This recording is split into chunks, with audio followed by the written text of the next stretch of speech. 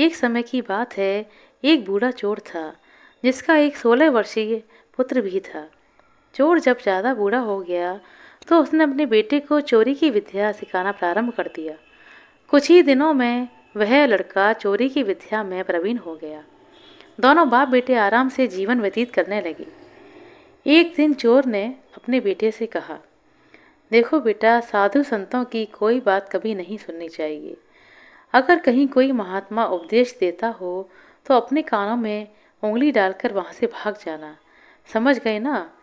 हाँ बापू, समझ गया, लड़के ने जवाब दिया। एक दिन लड़के ने सोचा, क्यों ना आज राजा के घर पर ही हाथ साफ कर लिया जाए। ऐसा सोचकर उधर ही चल पड़ा। थोड़ी दूर जाने के बाद उसने देखा कि रास्ते में कुछ लोग एकत्रित होकर खड़े हुए हैं। उसने एक आते हुए व्यक्ति से पूछा कि इस स्थान पर इतने सारे लोग इकट्ठे क्यों हुए हैं। उस आदमी ने उत्तर दिया कि वहाँ एक महात्मा जी उपदेश दे रहे हैं। यह सुनकर उसका माथा ठनका। उसने सोचा कि पिताजी ने मना किया है, इसलिए मैं इसका उपदेश नहीं सुनूंगा। ऐसा सोचकर अपने कानों में उंगली डालकर वह वहाँ से भाग निकला। जैसे ही वह भीड़ के निकट पहुंचा, एक पत्थर से ठोकर लगी और वह गिर गया। उस समय महात्मा जी कह रहे थे कि कभी झूठ नहीं बोलना चाहिए, जिसका नमक खाएं उसका कभी बुरा नहीं सोचना चाहिए।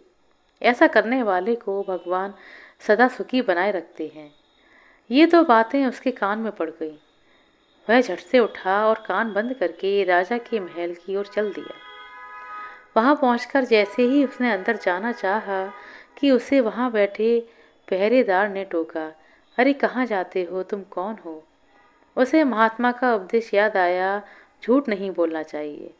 चोर ने सोचा कि आज सच बोलकर देखता हूँ। उसने उत्तर दिया, मैं चोर हूँ और चोरी करने के लिए राजमहल में जा रहा हूँ। अच्छा जाओ, उसने सोचा, राजमहल का नौकर होगा और मजाक कर रहा है। चोर सत्य बोलकर राजमहल में प्रवेश कर गया। एक कमरे में जा घुसा। वहाँ ढेर सारा पैसा और जेवर देखकर उसका मन खुशी से भर गया। एक थैली में बहुत सारा धन भर लिया और अब वह दूसरे कमरे में घुसा। वहाँ रसोई घर था, अनेक प्रकार का भोजन रखा हुआ था। वह खाना खाने लगा और खाना खाने के बाद थैला उठाकर चलने लगा। तभी फिर उसे महात्मा का उपदेश याद आया, जिसका नमक खाओ उसका बुरा मत सोचो। उसने अपने मन में सोचा कि मैंने यहाँ खाना खाया है, उसमें नमक भी था, इसलिए मुझे राजा का बुरा नहीं सोचना चाहिए। इतना सोचकर थैला वहीं छोड़कर वह वापस चल पड़ा। पहरेदार ने फिर से पूछा, क्या हुआ भाई, चोरी नहीं की? देखिए, जिसका नमक खाया है उसका बुरा नहीं सोचना चाहिए, और मैंने राजा के महल का खाना खाया है, अर्थात मैंने राजा का नमक खाया है, इसलिए चोरी का माल मैंने वहीं छोड़ दिया। इतना कहकर वह चोर वहां से चल पड़ा। उधर रसोइये ने शोर मचाया, पकड़ो पकड़ो, चोर भागा जा रहा है। पहरेदार ने चोर को पकड़कर राजा के समक्ष उपस्थित किया। राजा के पूछने पर उसने बताया कि एक महात्मा के द्वारा दिए गए उपदेश के अनुसार मैंने पहरेदार के पूछने पर अपने आप को चोर बता दिया था, क्योंकि मैं चोरी करने के इरादे से राजमहल में आया था और आपका धन चुरा लिया। लेकिन जब मैंने आपका खाना खाया जिसमें नमक मिला हुआ था, तब मुझे फिर महात्मा जी की बात याद आई, और इसलिए मैंने आपके बारे में बुरा व्यवहार नहीं किया और धन छोड़कर भाग गया। उसके उत्तर पर राजा बहुत खुश हुआ और उसने अपने दरबार में उसे नौकरी पर रख लिया। वह 2-4 दिन घर नहीं गया तो उसके पिता को बहुत चिंता हुई कि अवश्य ही उसका बेटा पकड़ लिया गया है। लेकिन 4 दिनों के बाद लड़का आया तो पिताजी अचंभित रह गए अपने बेटे को अच्छे वस्त्रों में देखकर।